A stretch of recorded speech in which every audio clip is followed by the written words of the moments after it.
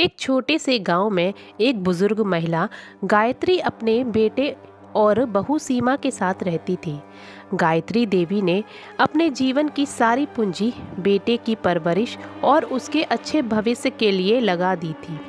परंतु शादी के बाद राजू और सीमा का व्यवहार बदल गया। राजू और सीमा को लगता था कि गायत्री अब उनके लिए बोझ है।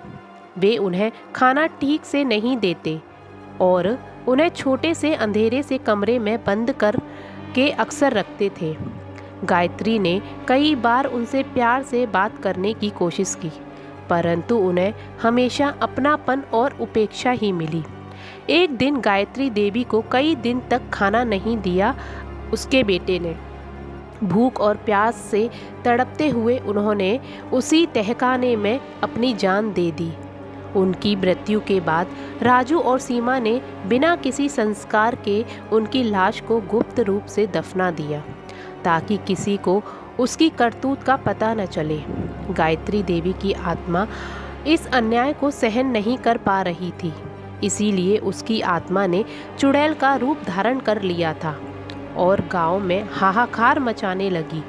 रात में उसकी चीखें सुनाई देने लगी और लोग बताते थे कि उन्होंने गायत्री देवी की परछाई को घूमते हुए देखा है। गांव के कई लोग उसके गुस्से का शिकार भी बन चुके थे।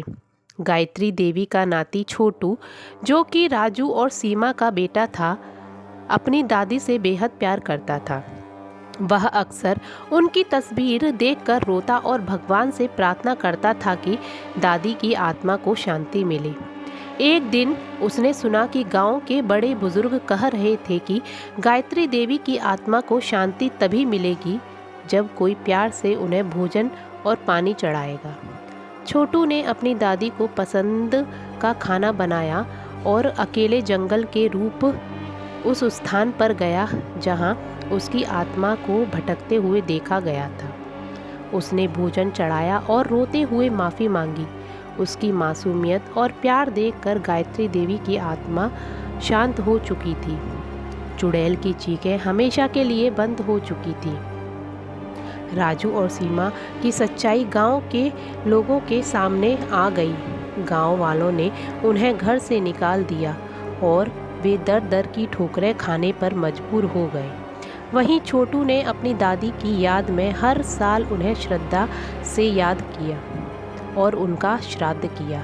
इस तरह चुड़ैल बनी माँ की कहानी ने पूरे गांव को यह सिखाया कि माता और पिता की सेवा और सम्मान सबसे बड़ा धर्म है।